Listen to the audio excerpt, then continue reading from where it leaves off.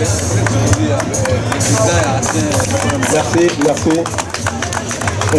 D'abord, je voulais exprimer ma fierté d'être parmi vous aujourd'hui.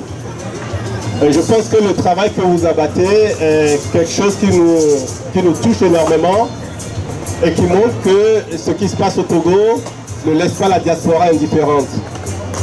Et pour ce qui me concerne, je sais que vous faites un travail formidable et que la diaspora a porté le message du Togo au-delà de nos frontières, à Paris, à Berlin, aux États-Unis, à Washington.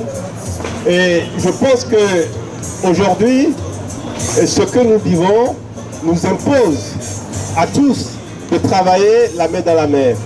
C'est vrai qu'il y a sur le terrain la coalition.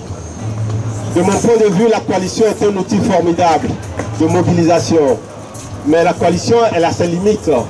Et elle a ses manquements également que j'ose exprimer aujourd'hui. Mais on ne doit pas tirer sur la coalition. Parce que tirons de la coalition ce qu'elle apporte de positif, c'est-à-dire sa capacité de mobilisation.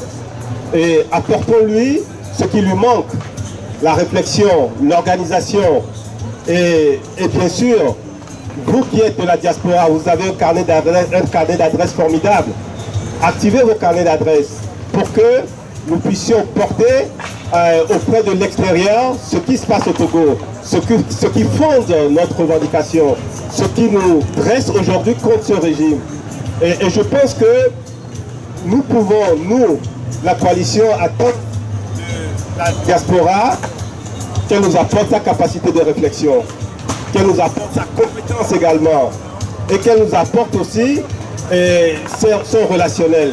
On a besoin d'intensifier nos actions diplomatiques. On a besoin de faire connaître le fond de nos revendications et les perspectives que nous avons pour le Togo. Bien sûr, on ne s'enferme pas dans les revendications. Nous avons des projets pour ce pays. Il faut que ces projets soient portés non seulement par la coalition, mais également par la diaspora.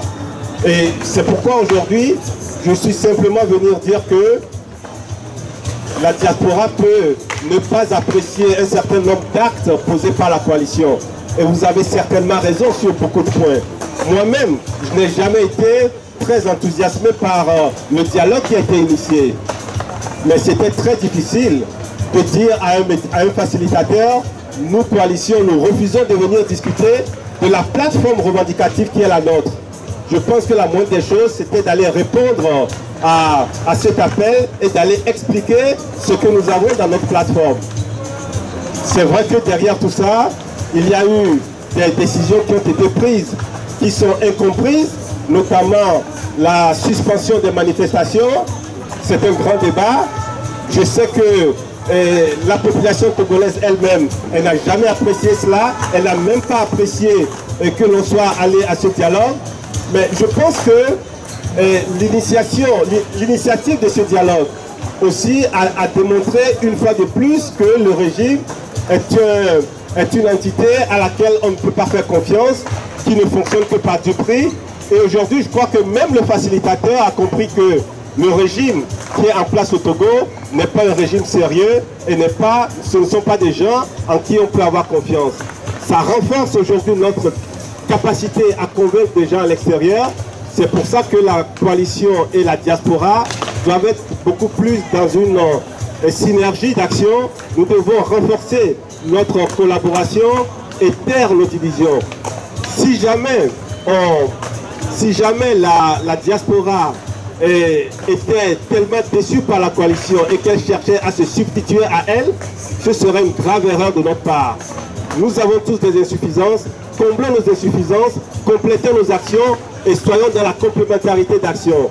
Moi, je suis convaincu que aujourd'hui, ni la coalition, ni la diaspora, aucune des deux entités ne peut s'en sortir au Togo toute seule. Nous sommes quelque part condamnés à travailler la main dans la main. Capitalisons sur les forces de chacun et laissons nos manquements de côté, améliorons-les et apportons les axes qui peuvent nous permettre d'être encore plus performants. Nous avons un régime qu'il faut abattre. Nous avons un régime qu'il faut dégager. Et ma foi, nos petites querelles ne seront jamais de nature à nous aider à aller vers ce que nous sommes en train d'espérer.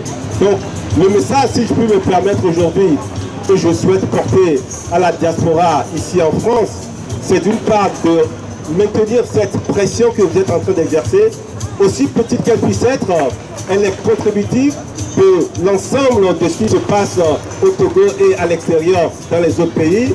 Mais je pense que la régularité et la ténacité que vous exprimez, eh bien, ce sont des choses qui nous encouragent également sur le terrain.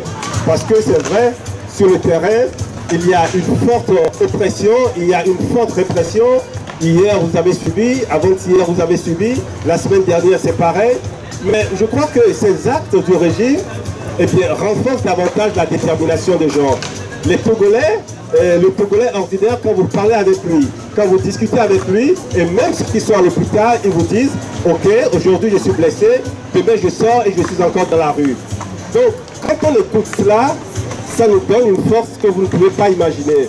On est prêt à braver tous les risques, on est prêt à affronter ce régime, on est prêt à donner ce qu'il faut. Le peuple togolais, de mon point de vue, aujourd'hui, il est prêt à payer le prix de la liberté. Le peuple togolais, il est prêt à payer le prix de la démocratie. C'est la question qu'on nous a posée à Washington lorsqu'on a rencontré le ministre. Il nous a dit, vous êtes dans un pays de liberté ici. Et vous cherchez la liberté. Est-ce que le peuple togolais est prêt à payer la liberté? Je pense que c'est une question profonde que chacun d'entre nous doit se poser. Qu'est-ce que je suis prêt à payer comme prix pour qu'au Togo nous ayons la liberté et la démocratie? Même si on n'y répond pas, je pense que les actes que nous posons nous apportent la réponse à cela.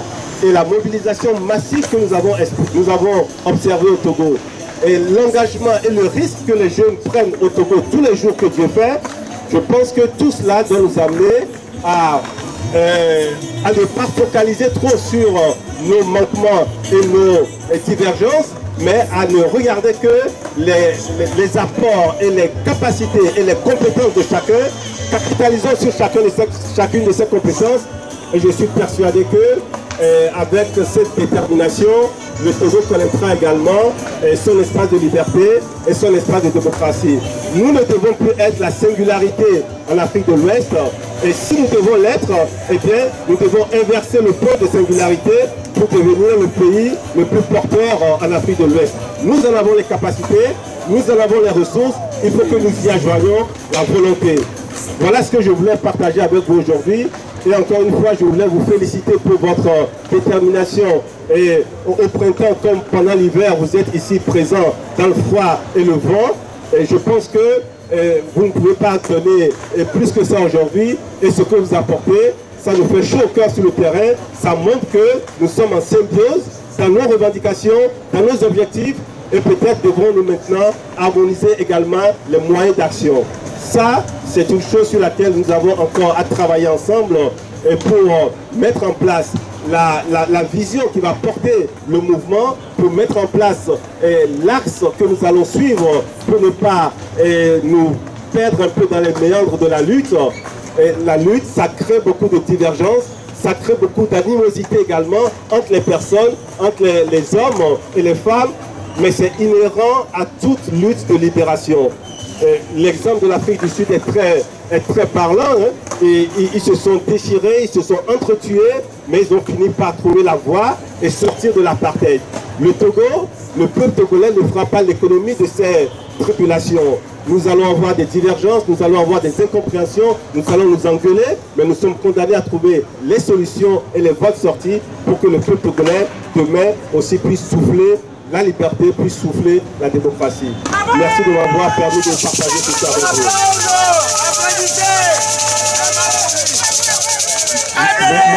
Merci Nathaniel. Merci Nathaniel, mais on ne va pas le lâcher dessus, on ne va pas le lâcher comme ça. Vous savez,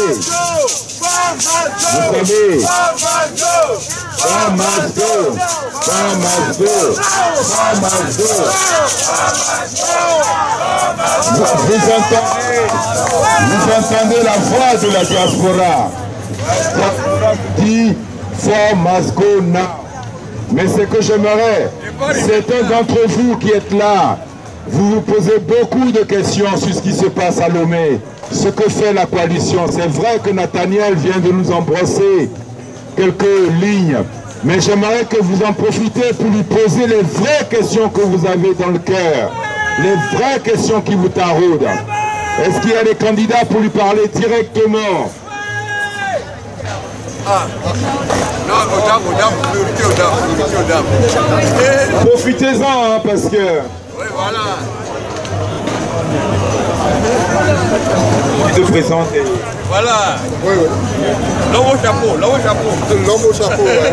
Christian Messa, hein, ceux qui, nos camarades me connaissent, et puis bon, ben, je me présente. J'habite ici, j'habite Bayeux, je suis depuis un moment, depuis 92, nous étions dans la lutte.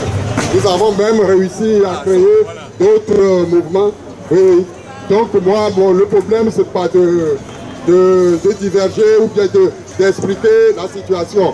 La situation a été très bien expliquée par tout le monde et notamment, ce qui m'importe aujourd'hui, c'est poser la question à un représentant de la coalition. Ce que je veux, c'est très court, hein, je ne vais pas monopoliser le micro. Tout ce que j'aimerais savoir, où nous en sommes aujourd'hui et quelle est la suite de la lutte. Voilà ça, ok. Bah, où nous en sommes aujourd'hui, bah, nous sommes à Paris. Et la lutte, je pense que nous sommes arrivés à une phase critique où nous devons être encore plus ingénieux dans notre manière de porter ce mouvement, de porter cette contestation. Je pense que nous avons espéré à un moment donné que les choses pouvaient se faire très rapidement au mois de septembre, octobre, novembre où la mobilisation était très forte. Beaucoup ont pensé que ça serait rapidement achevé. Mais on ne sort pas d'une dictature de 50 ans comme on sort d'un dîner de gala. Il y a des oppositions, il y a des forces à combattre. Et je pense qu'aujourd'hui, nous devons justement tirer le son de ce que nous avons connu jusqu'à présent. La mobilisation est présente. Qu'est-ce qui manque pour que nous puissions achever la lutte? De mon point de vue, il y a quelques facteurs que nous devons ajouter à ce que nous faisons aujourd'hui. Il faut que nous soyons encore beaucoup plus insistants dans notre capacité à faire pression sur le régime, faire pression à l'intérieur du pays, mais également à l'extérieur du pays. Je pense que c'est ce qui manquait à ce dialogue-là. Le fait de n'avoir pas été en mesure d'accentuer notre pression et le fait de n'avoir pas été en mesure d'activer d'autres sources de pression sur ce régime, eh bien le régime était en roue libre et le dialogue est devenu une mascarade. Et d'ailleurs, ça a toujours été ce qu'ils ont eu l'impression d'en faire, un instrument de démobilisation. Mais aujourd'hui, ce qu'on doit faire de mon point de vue, c'est renforcer notre collaboration entre la diaspora et la coalition de manière à trouver les bons axes de pression que nous devons exercer. Deuxièmement, nous devons également adapter sur le terrain la manière dont nous contestons, la manière dont nous nous opposons à ce régime-là. Il faut l'adapter aux réalités.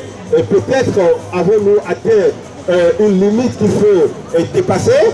Et il faut donc activer d'autres articulations, activer d'autres facteurs pour que nous puissions aller au-delà de là où nous sommes aujourd'hui. Voilà, la lutte n'est pas terminée, et peut-être même que le plus dur reste à faire, parce que la bête a été fragilisée, elle a senti le vent passer, elle a senti qu'à un moment donné, elle pouvait basculer, donc elle devient plus féroce, elle devient plus dangereuse, mais c'est cela qui doit renforcer davantage notre détermination. Et je pense que la détermination, elle est bonne, il faut y ajouter les voies et moyens, il faut y ajouter la tactique et la bonne stratégie pour conclure ce mouvement. Voilà ce que je peux apporter comme élément de réponse. Est-ce qu'il y a encore d'autres